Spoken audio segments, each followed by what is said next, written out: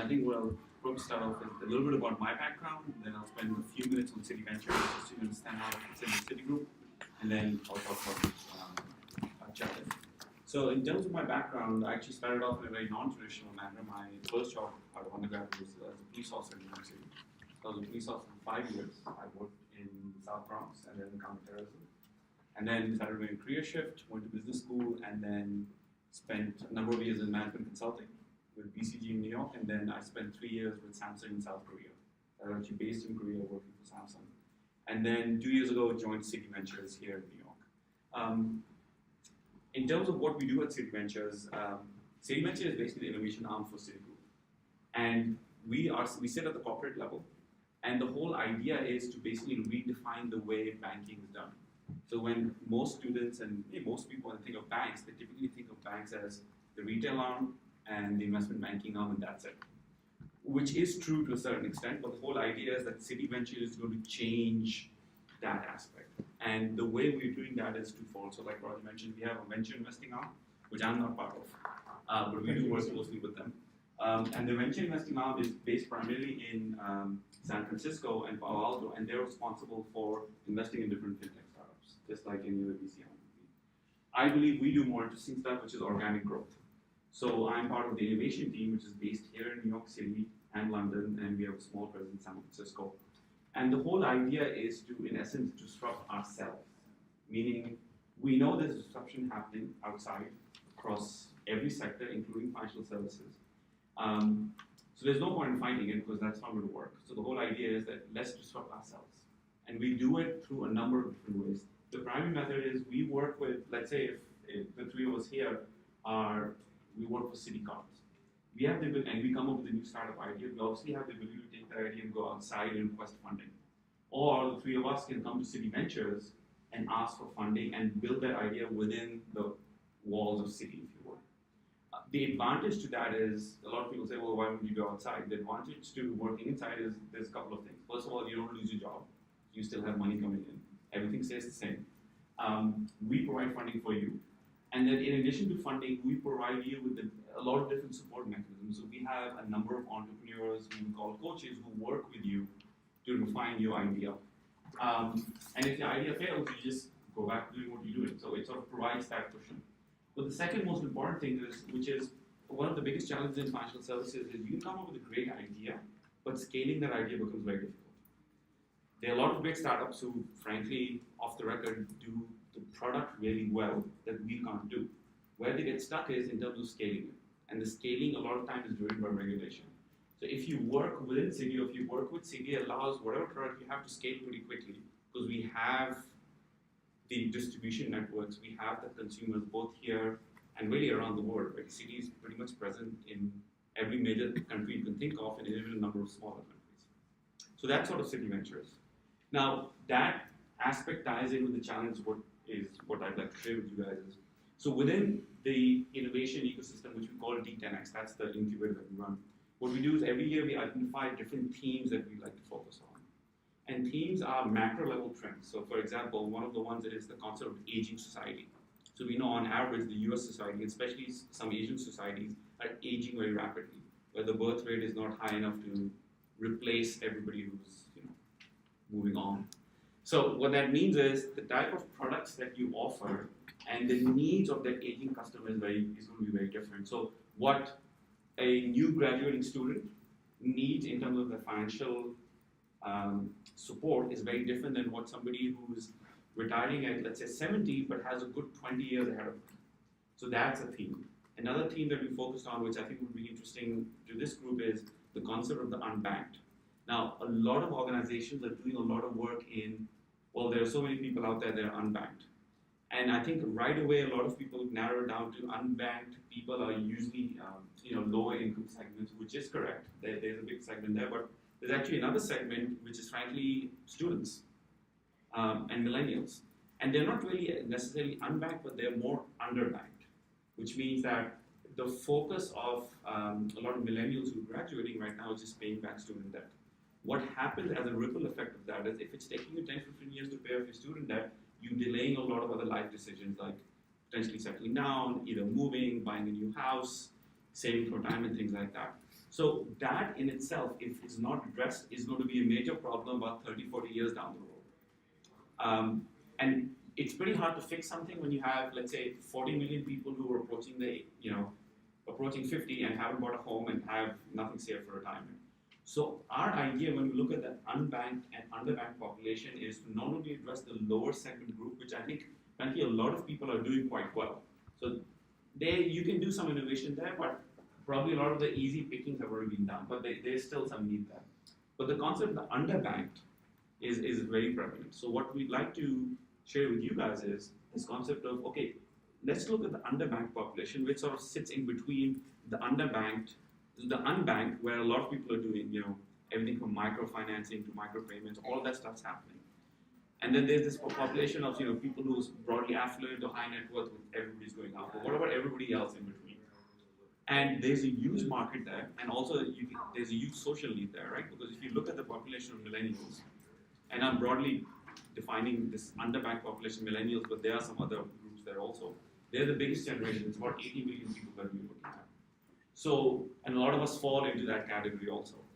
So the question is, what can we offer them that fulfills their financial requirements? And you can even argue that, financial stability will lead to a lot of other knock-on effects, positive knock-on effects. We know from different studies that if you're in a challenging financial situation, it impacts other life decisions you mentioned, like, for example, having kids. It also has an impact on your health.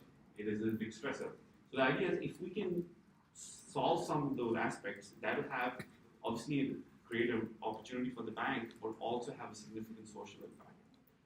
One way we're doing it, just as a thought starter, is what we realize is the two major debts that people have, and this is not rocket science, it's typically a student loan and then mortgage.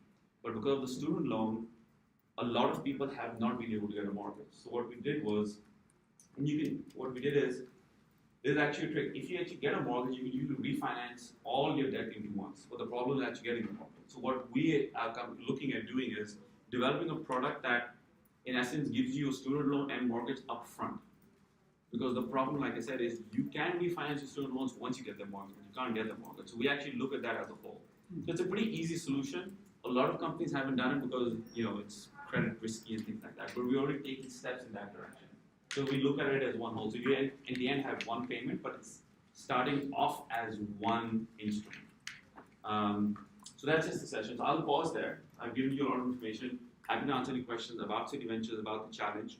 Another challenge that, if the group decides that this is not exactly in line with what they're thinking, is the concept of the aging population also. We can talk about that also. But I think the underbanked one would be more interesting given the demographics of the group itself. Hassan, is there a target market for the geographic that you want to grow? Geographic, yes. So we would like to start off with the US. Okay. Just because in terms of launching a new product and things like that and testing it, we can do it. And frankly, it's mostly driven by the fact that we are based here and then you guys will be based here. So it's a lot easier to coordinate, but also the way City Ventures operates is we like to test things very quickly. So if you come up with, let's say if a team from here comes up with a solution, we ask you to prototype it, let's say within a month or 6 weeks and go and test it. So it's much easier to do it if it's US focused versus if you're starting off abroad. Any other questions? The one thing I'll also say is the way City Ventures operates is very different than the way typically banks operate. So typically when banks go in, they have a very framework sort of approach, which is like we need to do A, B, and C, and if this product checks those things, then we move forward with it. We don't have a template. So when we start designing something, it's literally designing something on a whiteboard. And we don't put in any sort of hurdles before. The only hurdle actually that happens towards the end is the regulatory hurdle. But as a bank, we don't put anything else up front. And that's why we operate completely. We sort of sit at the corporate level. So we don't have to worry about quarterly P&L. Well, somebody's going to say, well, this is a great idea, but it's going to take 3 years for me to launch. I'm not interested because I probably won't have a job in 3 years if I'm not generating revenue for the bank every quarter. We don't have to worry about that. So that allows us to develop products that are really have something more intrinsic value other than getting something to market, generating revenue in 6 months, and then saying, well, I got my bonus and I'm not interested anymore. So the approach is very different.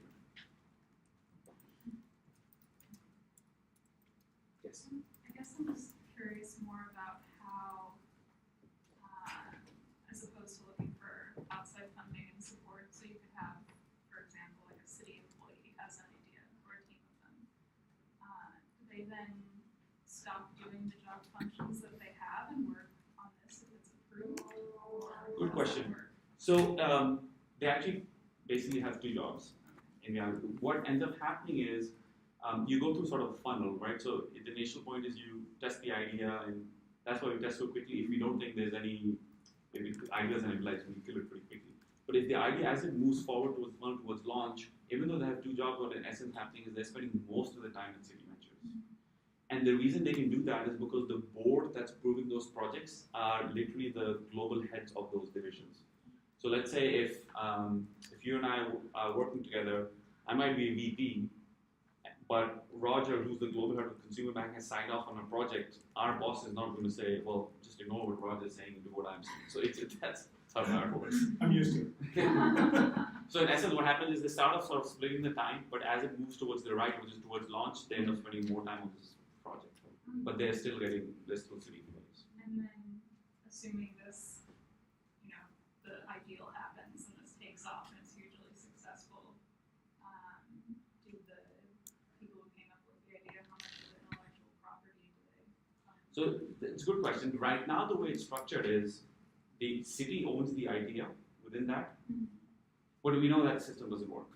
So what we're looking to do is exploring a few different options. I think that the next iteration, and this is just my opinion, this is not official, is that the founders will start getting equity in the idea itself, just like you would externally. And then city would come in as they'd have to figure out what the split is.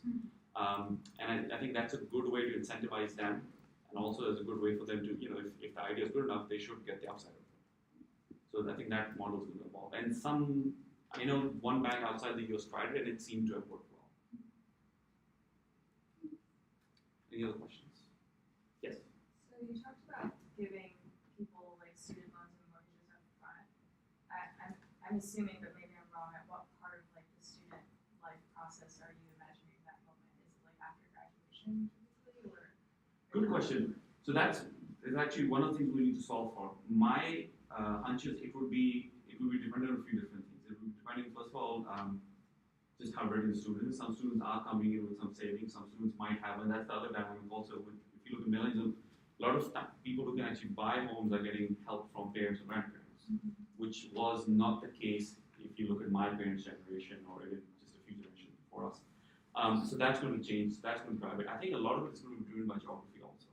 If you're looking at a place like New York or San Francisco, it's going to take, I think it's pretty hard for a 22-year-old without an inheritance to buy, regardless of how good you are. You're probably looking at the later 20s. So I think we'd have to come up with certain metrics that would indicate that the person is ready.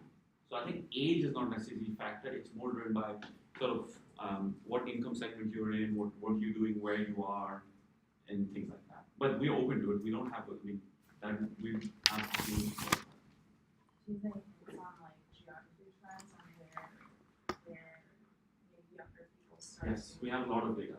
So the good thing about City is, given the consumer nature of our work, we're sitting on a lot of data. So not only do we have data from City employees, but we have, City customers, but we have a whole research team. It's a couple of hundred people really, economists primarily, who are looking at all sorts of different trends of US based, but also externally. So we can share all of that. I mean, we have, I don't even know how much data. So the best way to get the data is if, let's say you're working on, you'd say, I'd like to find out if we have information on A, B, and C, and then I'll send that request to the research team, they come back with it. But that happens pretty quickly, it's a matter of a few days. We got time for one more question.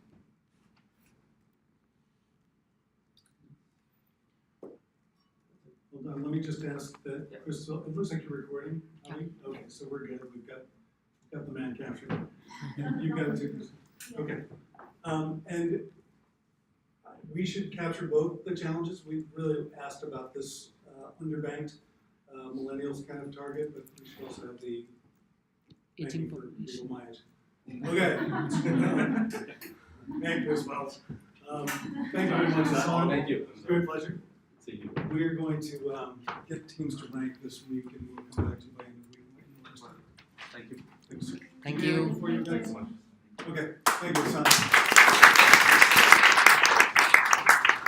And now we have our Express team and alumni.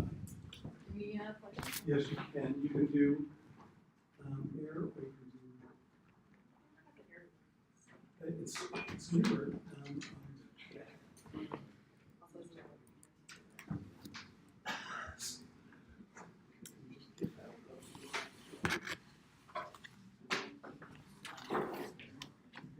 Um,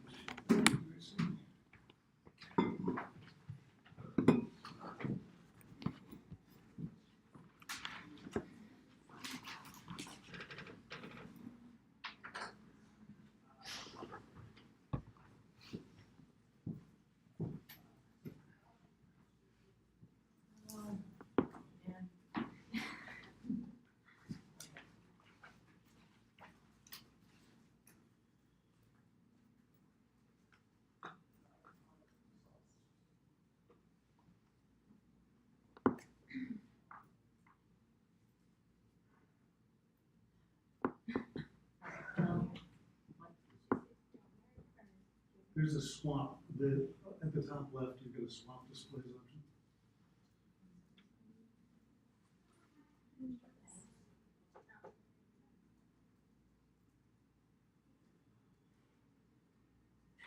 See at the top left? Top left, it says swap displays on the screen.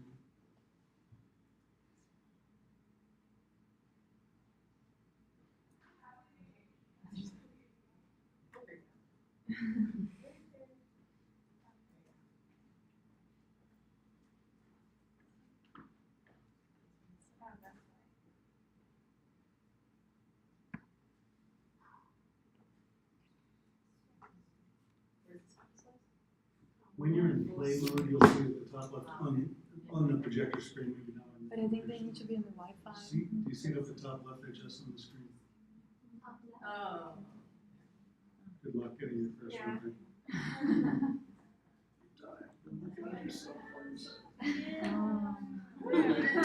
Alright, cool. Hey guys, sorry about that. So we're from American Express. My name's Jess. I'm Carrie. So we actually have been in this program before. We're the class of 2016. So the good news is we've been in the exact same seats you're sitting in now. We know what you're going through. It's gonna be okay. Anyway, we just want to talk a little bit about our team over at Amex. So we actually work on the business unit. So at American Express, we actually deal with like small business card holders, corporate card holders, if you need a business loan, anything like that. And this is our motto that we talk about in Amex. We like to craft digital experience for business customers that are useful, usable, and delightful. And we like to talk about them in that order. And this is our team. We come from diverse backgrounds. So we have someone from the armies, we have someone that used to be like a video or filmmaker. I'm from architecture, so everyone is very different and from different places as well. And if you do end up with our team, we will all be kind of helping you out a little bit. I think Carrie and I will be like your touch points, but we like to do a lot of things as a team together, like to do critiques and things like that. So we get all of this. So just a little bit about me. My background is in architecture, so I was an architect for like, I don't know, like five to 6 years. Designed buildings for a while, so if you want to talk about that, that'd be cool. And I came into SBA because I wanted to work on problems that really affected people. So really excited about what you guys are doing here. And again, I'm Jess. I actually started out as an illustrator and then moved to graphic design and then UX design. I'm kind of nomadic from everywhere. Not military related stuff right there. But yeah, we're really interested in UX design. And I know for me in particular, I really like the research aspect of UX design. I like to be able to like prove out my theories or be proven wrong. And we do have a researcher on our team. We do a lot of surveys, usability studies, desirability studies, making sure that whatever we're putting out there is actually effective. So, although we are the business unit, we're kind of giving you a broader problem to work on. And what we had discussed as a team was that, and again, kind of what the city was kind of talking about with millennials, a lot of young people are kind of averse to obtaining lines of credit. They're very worried about living beyond their means and not being able to pay back the things that they've been loaned. And that's okay, except that if you're in a position where you actually need credit, you might not be able to get it. You need some sort of collateral or some sort of credit history that shows that you're going to be able to pay this stuff back. So lines of credit are given out based on your past credit history. So you need to kind of obtain that before you actually need to get more credit. A little bit of a catch-22. So our challenge to you guys is to help us figure out how is a way that can actually help people balance their money management and that kind of fear of obtaining credit with being able to establish good credit, so that before you even need it down the line, before you need that big loan to buy your house or your car or whatever, you're already established in that field. Like you've had a small credit card, you've paid back some bills, things like that. It'll make you feel more secure, knowing that you can pay it back without falling into the trap of overspending. You guys have any questions?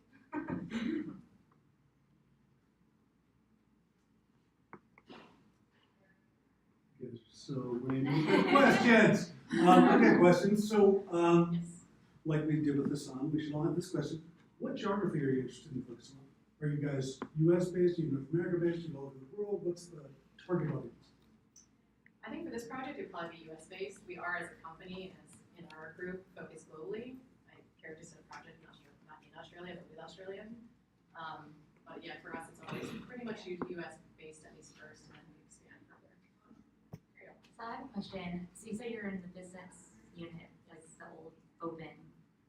So is this for business product that we're making targeted towards them or towards like? So we're actually doing it more expansively, so probably even more of a consumer focus. Okay. Because we, as a business, can't allow you to own the work. We're giving you kind of a bigger financial problem to solve that we're not gonna use in the real world. Like we can't, whatever you guys created, we wouldn't be able to put out to the world. So it's more of a hypothetical, like how can we target this audience and how can we figure out the need for these people. Yes. Is there, you guys have any research you'll be able to share with us, or is that kind of on us? We have tons of research, and I'll have to double check that we can share it out with you guys. I think if we just did it in person, we could absolutely share it with you. We just probably couldn't like send it over the internet. There's also tons of stuff just online in general that you can look up, especially about millennials and how they're spending their money.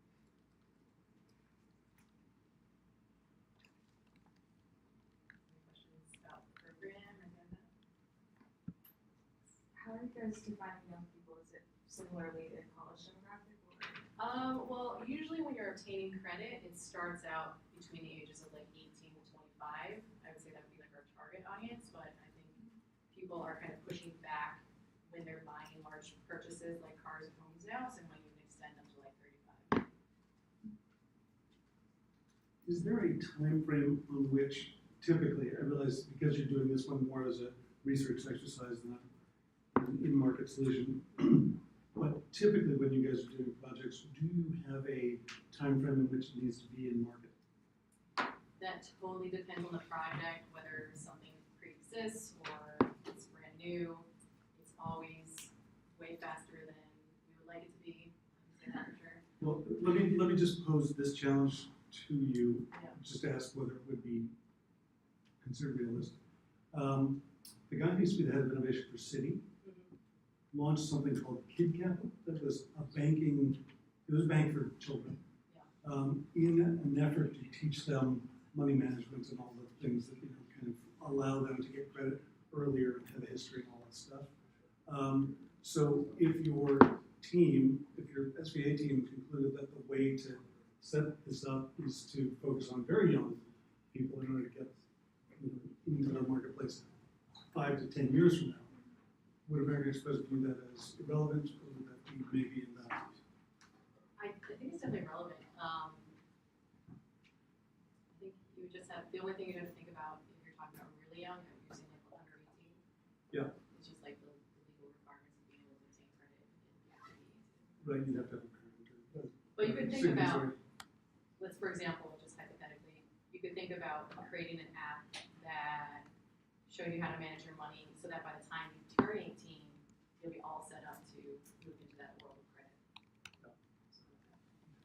It's a very broad problem that we presented. So we kind of wanted to do that so you guys can take it whichever direction you choose. Since this is a broad problem, do you have like any sort of like thresholds of success in mind? Like what should we be hitting on to kind of answer what you're looking for? I think we'd have to kind of sit down and define those with you, because again, it's not an in-market solution. We're intentionally keeping it very broad, so we could definitely talk with you at the intake, so to speak, of what are your goals for this project and where do you want to see it going, and what direction you want to take it, and kind of from there define what our KPIs would be. And let me just say on Jess's behalf, and maybe Jason and Andy who joined us as well, that for all of our corporate clients who do this, there's kind of this challenge that this is primarily an experience for you and to your benefit, and so it's essential to us that you own your end product, that you be able to display it in your portfolios, et cetera, which causes a challenge for American Express or anybody else that says, well, I can't really have them do something that I'm going to launch and then we fight about who owns it, in 6 months. So they're giving you often something that's a challenge that they would use as basically in-market research that would help them kind of get the direction they need for their own solutions. Throughout the semester, throughout this course, how long do we get touch base with the team which you guys work for? So, like, Yeah, so I think officially Roger and Crystal had told me 1 hour per week, but obviously whoever we team up with, we can kind of figure out everybody's schedules and see what fits in. Like when we were talking before about saying our whole team is kind of going to help you out, every Tuesday afternoon we have a critique session that's open, so if it was ever open, none of us had a project to work on, or even if one of us had a project and we had extra time, we could always fit you in. But that obviously depends on whether you guys are available during that time. so do we get to work in your workplace, or do you guys come here? How does it work? Again, we would have to talk with you individually and see like what your availability is and what our availability is. Obviously, when we're working, we kind of have to work. So outside of that, like 12 o'clock on Tuesday time, you probably have to do after hours or before. So you could also talk to the second years and get a sense of how the flow went. I would say most of the time, since we're asking professionals to come in and like give their time, that it would be great if you guys can make time to meet them on their terms wherever possible. However, I know there were a couple of instances last year where they either like met somewhere in between and had coffee, or like, hey, we need to do discuss research in a setting that makes sense, or maybe once or twice.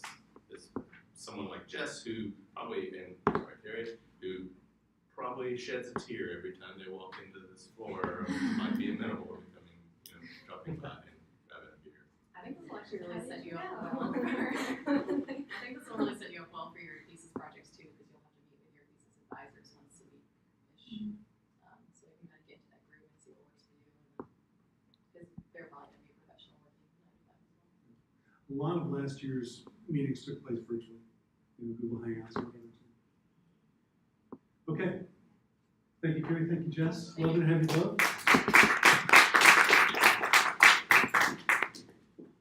And let me see. Next, we have Jason Gill. Or do we have Andy? Andy's turn. Andy, are you going to plug in? Yeah, I can do it. Okay. Good.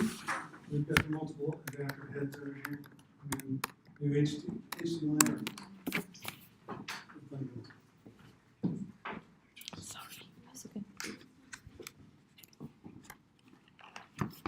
I was telling you guys earlier about SY Partners, and Keith Yamashita, and I work in this chair from SYP. Yes. Thank you for being here.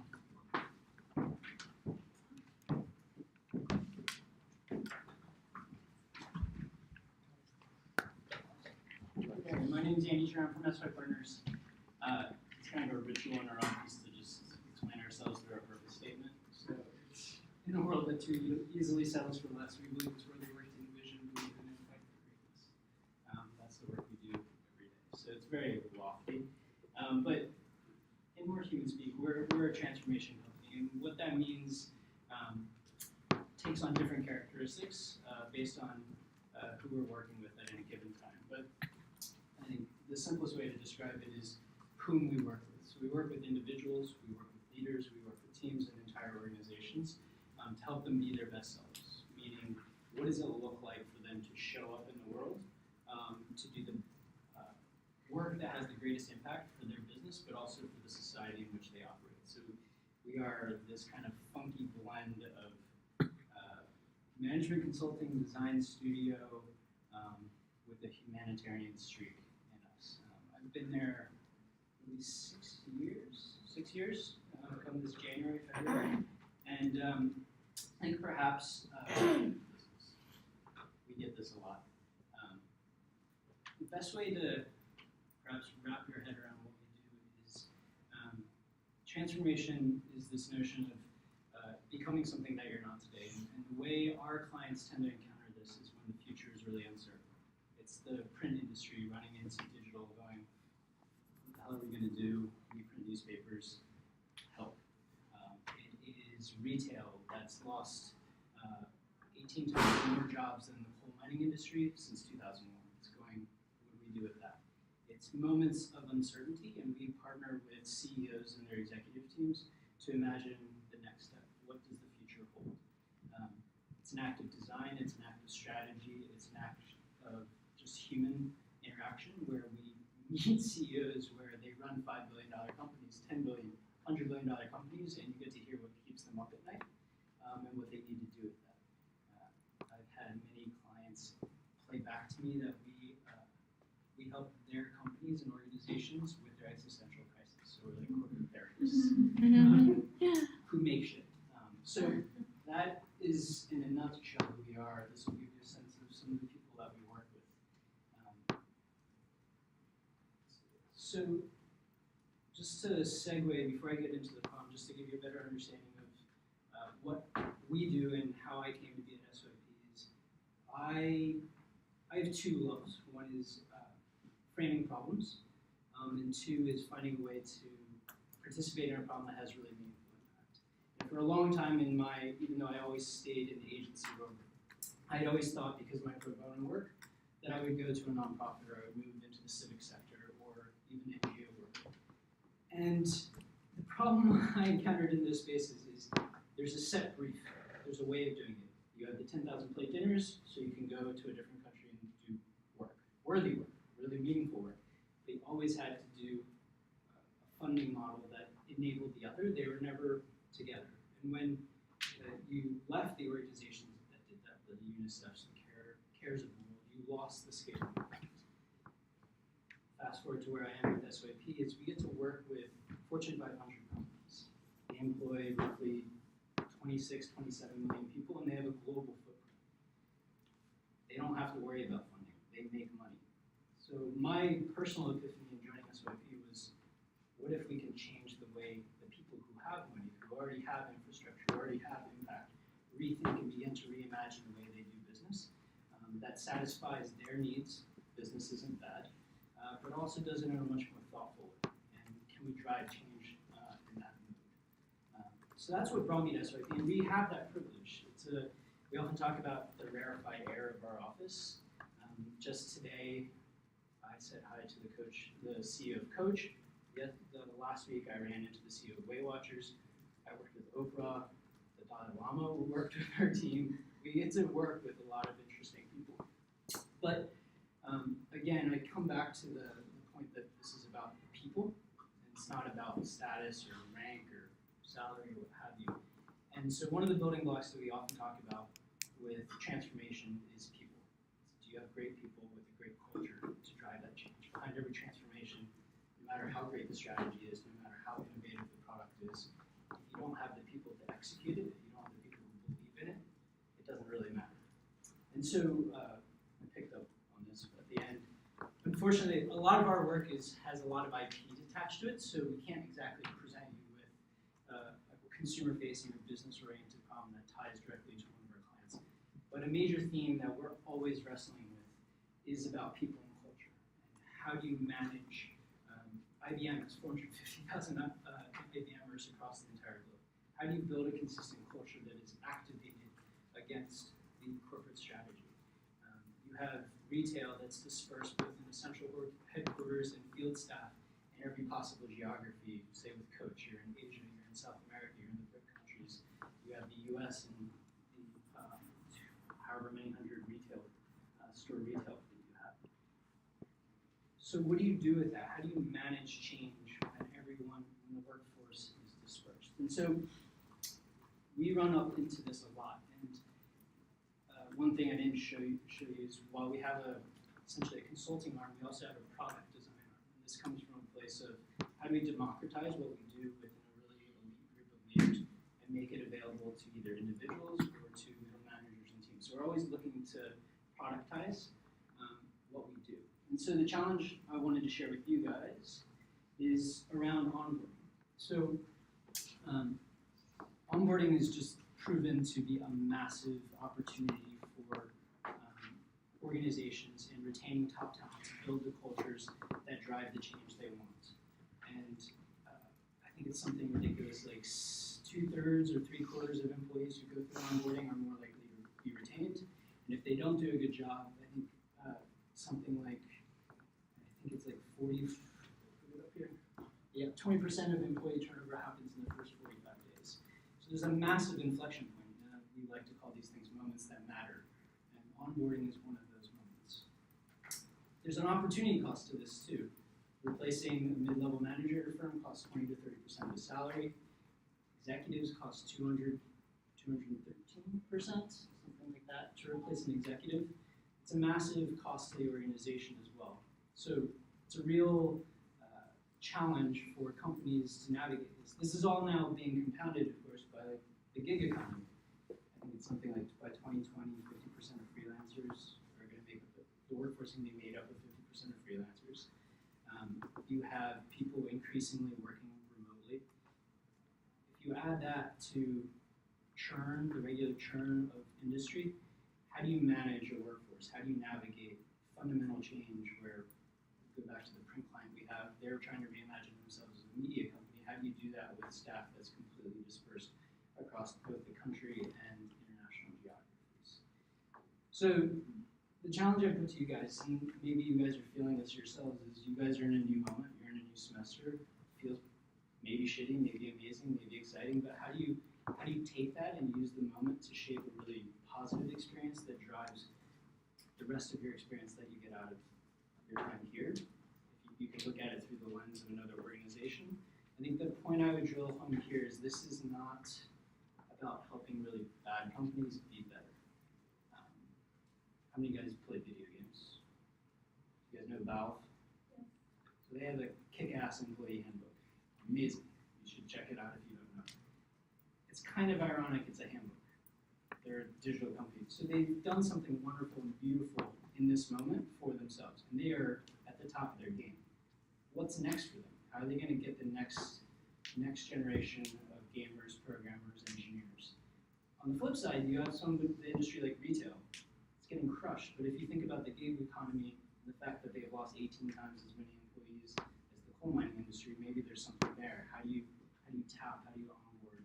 How do you bring people in on a really an industry in real disruption? So that's the challenge we have for you.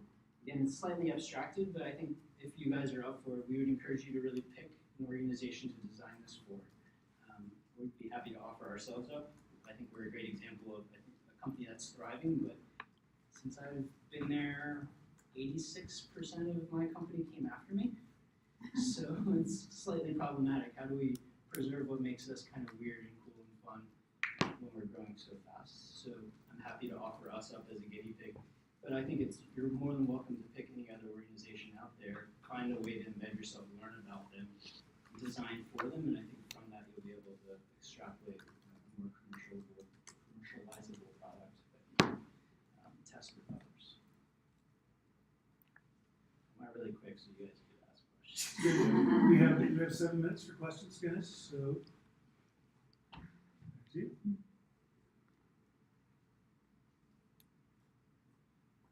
Stunned silence. What are examples of like positive onboarding experiences for people? So I'll give you IBM just because we have a hand in it. again, I mentioned they're roughly 500,000 person workforce. They're hiring like crazy in all the emerging economies, et cetera. But there's something very fundamentally American about IBM, and they want that consistency across their organization. The IBMer is a thing. I think in the 80s, if you thought of IBMer, it was a person in a suit. It was the sales guy. IBM is so much more than that now. Pretty much everything you touch probably has an IBM system behind it. And what motivates, what we've found, and this is behavioral psychology, what we found is what motivates people, what gets them to stay, what gets them to contribute at their best is that deep personal connection with their job.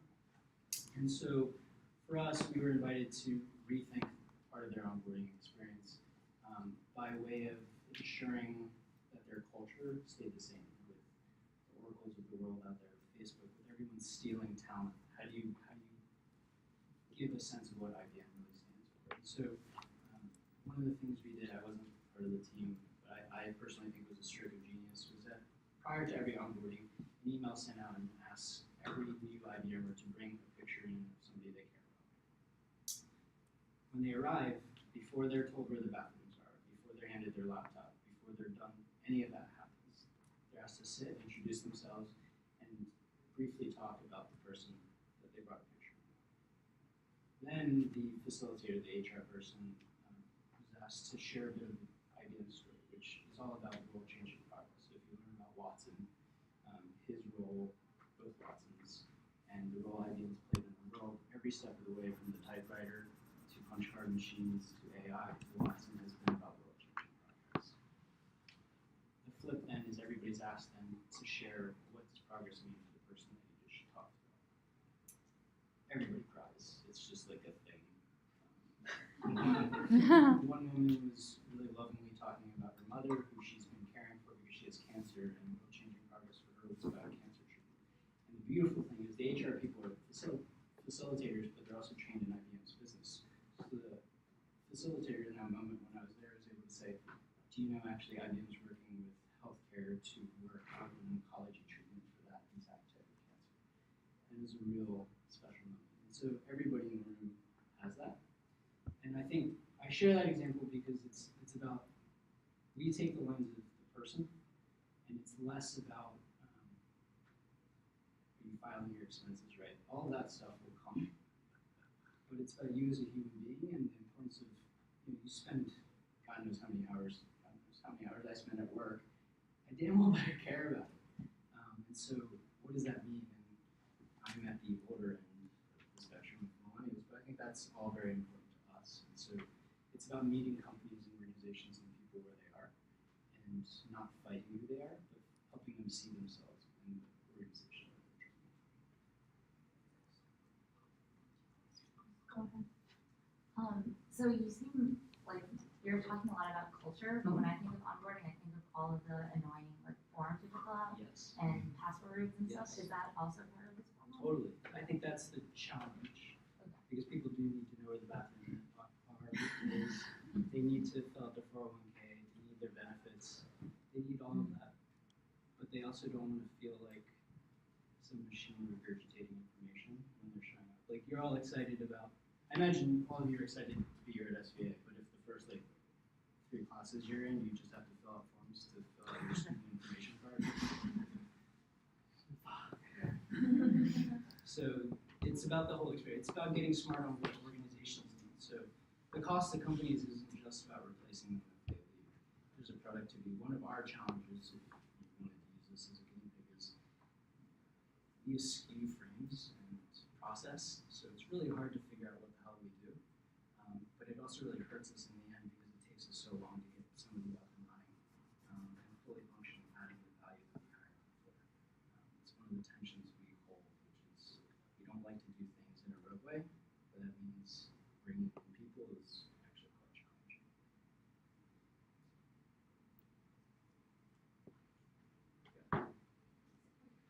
Okay, actually a question like where did you get all the statistic number from? Because like that 69% of employees are more likely to stay to company because I read a bunch of articles and it's just like all the like this percent will be better if you have a good company's culture. There's like productivity. So I just like wonder, like one of the biggest reason why you want to stay with a company, right?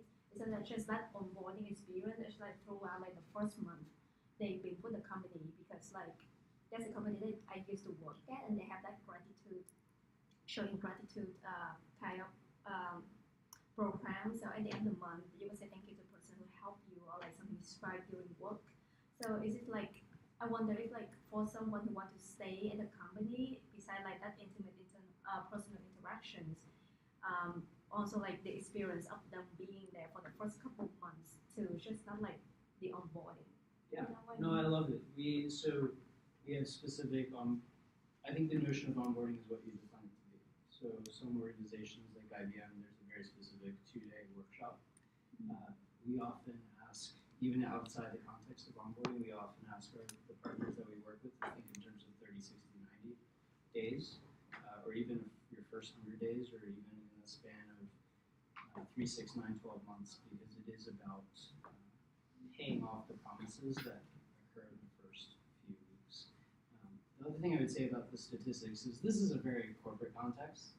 I think for like if I again apply it to us, the value of a great onboarding experience for us, whether it's a couple days or a few weeks, is the relationship we build. So we have a large pool of contractors.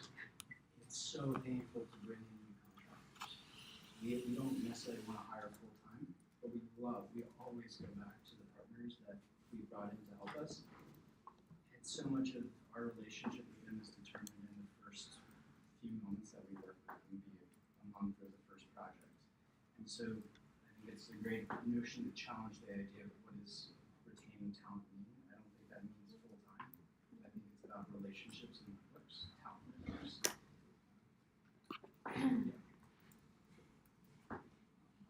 Sorry. So you kind of answered my question before. So it sounds like you're focusing more on cultural onboarding rather than just employee onboarding in general. But for example, the Valve example that you gave us was more like a physical, like manual, like these onboarding processes are more like orientation kind of thing. So are you envisioning more of like that kind of thing, or like something like tangible? So I'm gonna purposely not answer the question because that is what we do, which is we go in with a hypothesis, but then we test it, and it's about framing the problem before the problem's been defined. So there is the limitations. So the limitations around it would be, I think, if you were to pick a company to design this for, the limitations would be set by the company. So, for example, we don't take RFPs. Do you know what RFP is? So we don't take RFPs. What we do is, that's lovely that you think you know what the problem is and you think you know what the solution you want is, but let's have a conversation first. I'd love to hear why you think that's the problem. So that's our orientation. So the reason I'm not answering is, like if you were to come to us, we wouldn't have a brief for you. We wouldn't tell you what it is. We would actually look for you to kind of analyze us and provide your perspective on what you think is wrong. So I might suggest that Valve used a handbook as a central focal point for their experience because they're a digital culture. And to disrupt a digital culture, going analog is disruptive. And they needed something to shock the system. Yeah, so I think it's a product of whom you're engaging, the company you're working with, and providing them what they need versus coming in with a pre-decided solution. The team that does this project, I would strongly urge them to take Andy up on the suggestion of maybe using SYP as the target company, because obviously they'll be able to answer those questions and has unique challenges, and because it's design-centric, you guys will be more readily expert there than you would in other places. So it's a very challenging. That was sort of my question. If we were to choose SYP, how would you choose the company? Is it someone that you work with and you have information on or contacts at, or how would you? So you'd be more than welcome to come to us and see if we know anyone there and tap our network. We'd be more than happy to facilitate and broker introductions. I would say again, it's a little bit of our MO to we tend to ask for forgiveness versus permission. So I guess my challenge back to you would be, I don't know, how would you, and see where that gets you. Okay, guys, I'm afraid we're at our time. Andy, that was fantastic. Thank you so much. Yep.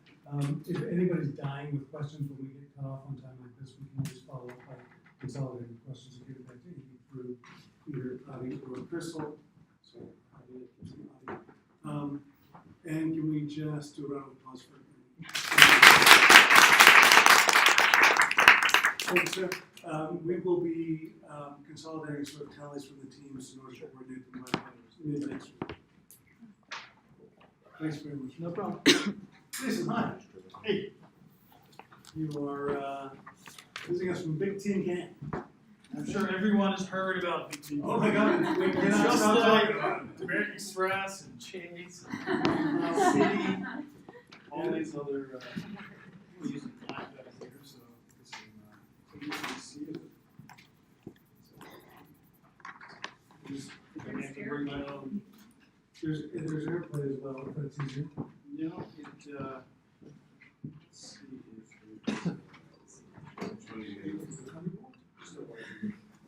Which one do you think? Now it's USB-C. The problem is the class is for one connector for all of us. You guys solved that problem.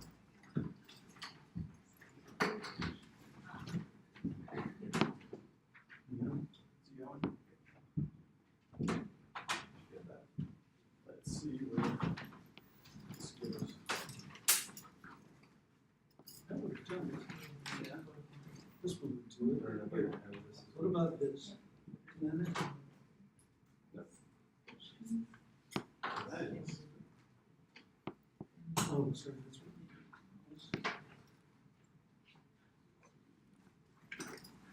Thanks for this.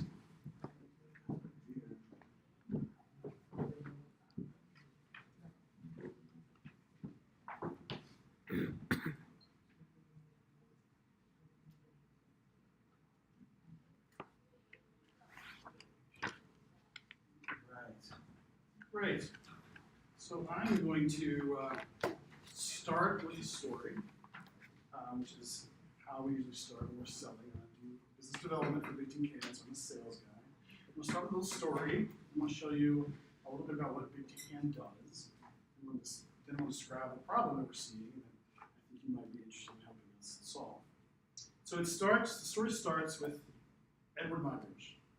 I'm just curious how many people have heard Edward Muybridge? You're going to definitely look him up after this. Just trying to spell it. Yeah. So Edward Muybridge was born in the 1800s, right, in London. And as a young man, he became very fascinated with the most recent technology of the day, which was the camera, right? And so he took the camera and he traveled to America and became a land survey photographer for the American government. And as he started to do this, he started to actually become very well known for landscape portraits. Don't think of this as sort of Ansel Adams, right? This is more like Indiana Jones. Because back then, you had to have a giant camera with giant glass plates. We're talking like late 1800s. And to get this photo on this mountain, you actually had to be on the other side of the mountain with a ton of people and mules. It was very dangerous. So he was more of a explorer than anything else. Well, he ran into Leland Stanford. Leland Stanford was the governor of California, the founder of Stanford University. And Stanford had this scientific question of the day that was troubling him. And the question was about horses. And it was really about when a horse gallops, do all four hooves come off the ground at the same time? You couldn't solve this with the naked eye, and so Stanford hired Muybridge to help solve that problem. And he did. And he solved it this way. He took the camera, created a series of basically strings, and the horse ran across it. He actually invented a really rapid shutter to capture this. And after this experiment, he found out that it was true, actually, that all the hooves did come off the ground. You can see in that top right corner, he was able to capture that. But something extraordinary also happened. He realized that when he put those images together, he created something completely new. Film.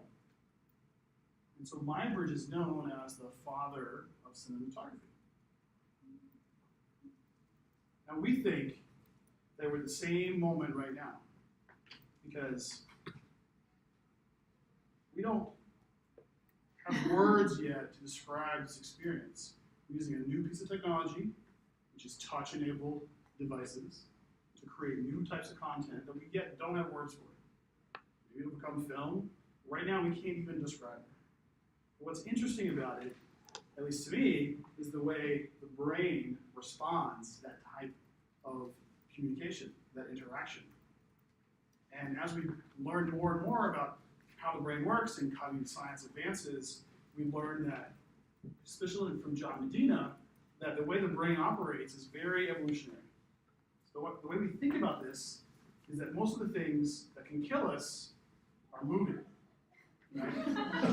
Really, really complex stuff here. So what does that mean? Well, it means that when you look at this tree, you think about it differently, and your brain responds differently than the moving grass. Because the tree is not a threat, but the moving grass could hide a tiger. Right? And that's why a third of our brain is dedicated to visual processing. It's not just visual processing, it's actually the moving image that is the most compelling to the brain. Right? It's the ability to control the moving image that is so interesting to people like Big Team Can. Right? It's very new and only possible now with these types of devices. It's actually so compelling. This experience is so compelling that it's why you can't stop tapping your phone. It's why you're using it so many more hours a day than you were on the analog phone. So Big Team Can is a company that creates a platform. I'll show you an example. Here's one from Merck. We have a platform that deploys content out to any mobile device, right? Any desktop, any computer. Our primary customers are large companies that want to communicate to their employees in a better way, right? Now, what's interesting about this is we have everybody from Merck, its veterinarian sales team, to AT&T with their 20,000 plus employees, to Apple trying to figure out how to change the way a retail store team could operate.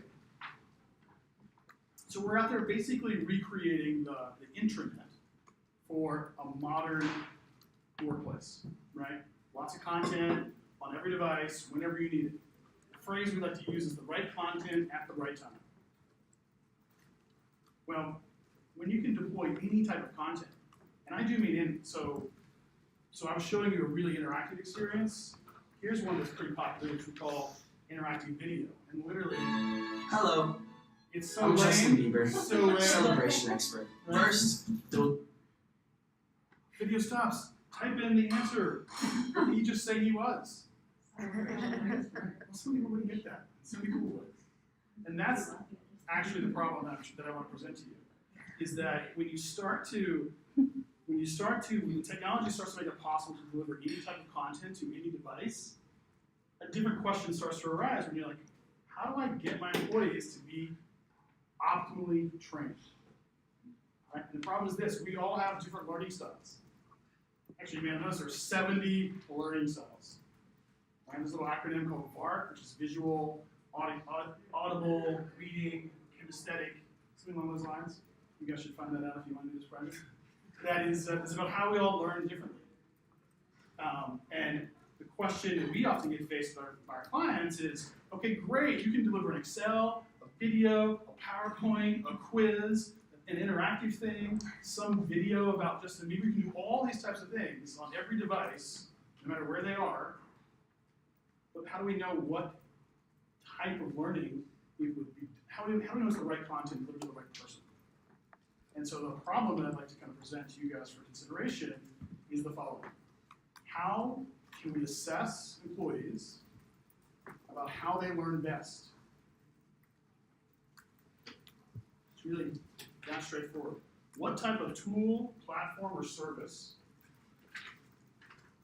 can we sell to companies that they can use so they know when they're delivering the right type of content, the employee is going to learn, it's going to approach their learning style correctly. I just pause there. I think that's pretty straightforward.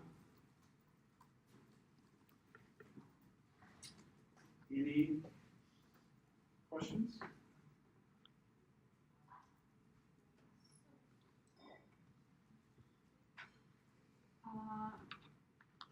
I guess this could be any number of things, but when companies come to you, what kind of information do they want delivered? I know I've been at companies where they have to give you like, in higher education, they have to give you like Title IX training, and it's pretty lame. And then I've been places where they had intranets, and it's just like basic, we just start onboarding information or what have you. So are they coming for like that company employee information or like government learning program kind of stuff or all of that? Yeah, I mean, all of that. I'll show you, I'm just going to go to a sample home screen of some examples of different home screens that we've done. And you can see that, it can be literally as boring as boring. I mean, I guess they're not that sort of boring. But, just a bunch of different document types in sort of town, right? You can do, I'm trying to find a terrible Excel, but imagine literally just taking your existing Excel document and throwing it up into someone's mobile phone, right? And the problem that comes up is that they work for some people. Some people are totally fine walking through an Excel. Some people are totally fine walking through, a PowerPoint. Actually, the most common, which I should have brought up, is PDF. Here's your PDF on Title IX. Here's your PDF on this. Here's your PDF on this. Here's your PDF on this. Here's your PDF on this. Please have them all read by Friday, right? And then ingest them. I mean, that's the real thing. We're trying to, humans are trying to sift and remember and organize and come to conclusions about and retain all this information in a world where, like, every week there's an update to some software that we're supposed to use at our job. Like, it's not like it's getting slower. It's just getting faster, more and more content, more things we have to stay on top of. So, Jason, you happened to be in the room when Andy, who's previously from S1 Partners, was talking about onboarding or orientation kind of application. Presumably this addresses kind of the full life cycle of an employee and all of their needs, which could be learning, but it could also just be a repository of information, it could be shared communications, etc. Is there a particular use case that is of greatest relevance to you or to your clients? What's the main problem that they're trying to solve with this? Well, I mean, for this, onboarding, there's a component of onboarding that's training. There's a whole vast other aspect of onboarding, right? Which is what we're talking about, culture fit, team membership, stay longer than 3 months, right? That whole piece. Training is part of that. This is kind of a larger question just about training in general. I think for us, it's something that comes up frequently is, how do I best use this kind of new technology? So, for example, I'm showing interactivity. I could just as easily, for example, be showing. I could show you using VR, right? A hotel that wants to use VR to train somebody how to make the hotel room, right? There's no need here for language localization, right? You do put headsets on, and so to get back to your good question, the one approach could be how best to take advantage of the most recent newest technology, whether it's augmented reality or virtual reality, to impact training. I don't know if you guys saw the Apple event, but it turns out that basically all this amazing technology for augmented reality or virtual reality is like cartoon character Pokemons or like animated poop. Like, that's it, really? Like all this great technology, that's what we're going to do with it? What about like being able to kind of change the way people learn? So I don't know if that actually answered your question, Roger. Yeah, well, so I think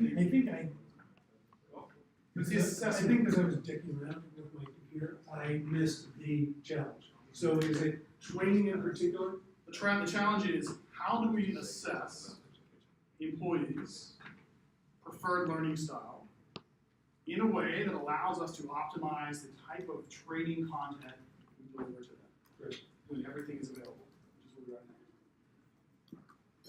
we are now. So the idea would be, Good. the idea would be kind of having different types of training to fit different types of people, or Right, the idea would be that like we're in a world where I can create content creation is easy for me. So if I have to train this room about Title IX, right? What's the best way to train you guys? Right? Some of you are going to like want to do a quiz. Some of you are going to want to watch a video. Some of you are going to want to read a PDF. Some of you are going to want to how do I find out? Do you even know your preferred learning style? I mean, I don't know my preferred learning style. I just know that sort of cognitive science says there is one. Right? So it's a combination of kind of, if you dive into it, it's not just about like educating, you know, the company. It's going to be a little bit about educating the employee or the person, the human themselves, about how they learn best too. So that's the idea. How can I optimize training content to a group like this, and how can you make a product that allows you to quickly understand how you learn best? And is there a medium of choice? You know, you're using an iPad Pro, for example. Is that the delivery vehicle? Should we be thinking of it as a touchscreen interactive platform? Yeah, I mean, this our medium. I mean, that is all of our sort of mediums of choice inside the workplace today. Some type of kind of task that is touchscreen, but how do you? Actually, I was sort of challenged. Like, how could you measure someone's learning style about if it's kinesthetic or reading using an iPad? Like, that's another challenge, right? Like, how do you test someone's learning style with another learning style, right? It's sort of it's tricky. Yes, I'm sorry, go ahead. So, I'm just thinking about it realistically speaking, right? You always change employees, so all the learning styles are going to be like different from time to time. Every single time you train them, and also, so is this going to be like person oriented or content and context oriented? Like, if you had the same content, would it be better to figure out like what's the best way to deliver the message of the content, of like the thing that you want to train them, and then within that type of context, instead of like really trying to learn about each individual learning style and try to optimize it. You know what I mean? Because you're gonna, for the benefit of the company, it would be better to really orient it in the way of the content and context than the people, because it's just gonna be more sustainable for the company. You mean it's more sustainable because you have to recreate the content as you have like, employee turnover? If you have like 10 people with 10 different learning styles, then you have to buy a package with like 10 different, that accommodate 10 different learning styles. But if you have just one thing you want to teach them, and then you find the best way to teach them that one thing, like how to deliver it to them, would it be like a better way to approach? That would be an interesting result. I mean, it could be. Not quite. I mean, I don't actually know. I feel like that type of question would just be where you started. You know, like this is a big thing. All these projects that have been presented are big things. In many ways, they are positioned this way so that your group, if you're interested in this type of project, can sort of find yourself in them in some way. So like you're going to have personal interests that you bring to this, and that's going to start sort of shaping how you do your research. And then you would be able to say, you would, instead of being able to ask that question to Jason, who may or may not know the answer to that, you will be able to go out and come to him and say, hey Jason, guess what we found out? Big dummy. It's not the way that you set it up, it's the way we asked 12 people, and we found out that this is the problem that they want to solve, and you should handle it through content, not through people, or vice versa, right? But the reason I think he's presenting his problem is because they don't know the answer yet, right? So I think in that situation, like any of the three of us, or probably people in here, would push you to be like, all right, yeah, that might be true, but here's some personal experience that I can bring to it. But I'd love for you to go dive in and tell me, yeah, I found out some information about that that can shape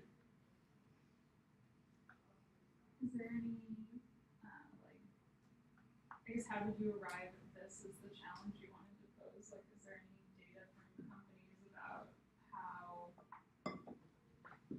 well information is digested by employees, or like how much oomph are they willing to like put behind these kind of advances? I think, well, for us, it was a question that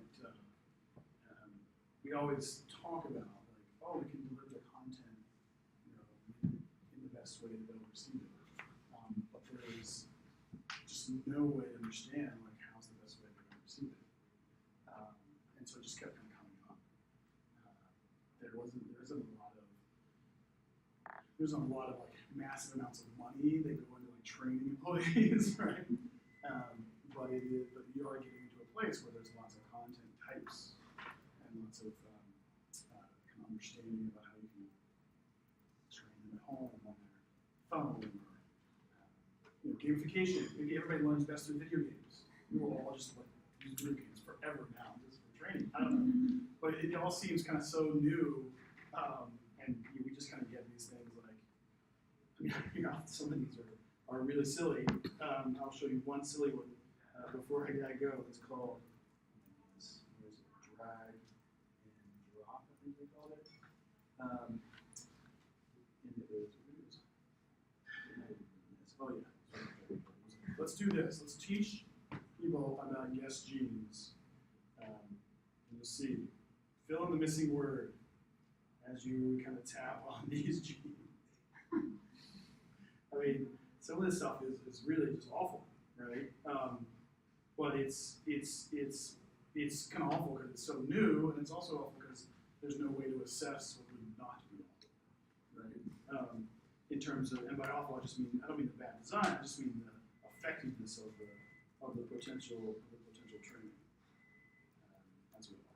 My guess is, if, and it's a hypothesis that could be wrong, but if you do secondary research, you're going to find lots of ways that people have tackled this challenge of assessing learning styles in children and adults in extreme use cases like handicapped, or using extreme technologies in extreme environments. So there's going to be some really interesting precedents, I'm sure, to dig into that you'd be able to bring back to Big Ten and say, we could set up this kind of interaction to allow people to kind of self-determine their learning style. I wouldn't be surprised if people were multimodal, meaning, when I'm rushed, I want to learn this way.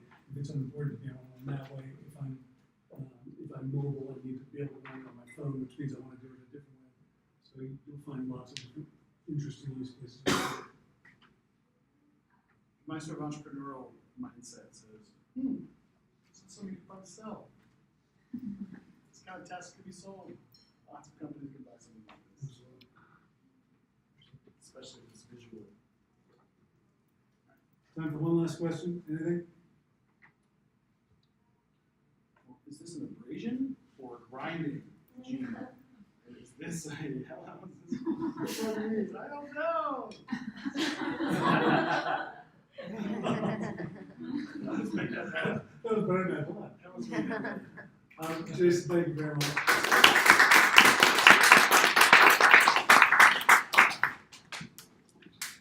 Guys, for purposes of follow-up questions, I'm going to ask you to use Abby to be the collection point. So if you, 5 minutes from now, think, oh shoot, this is a question I should ask Jason, rather than him getting brought let's compile all those questions through a single human, and then we'll send them out as we go. And I'm saying that Abby just because I knew you were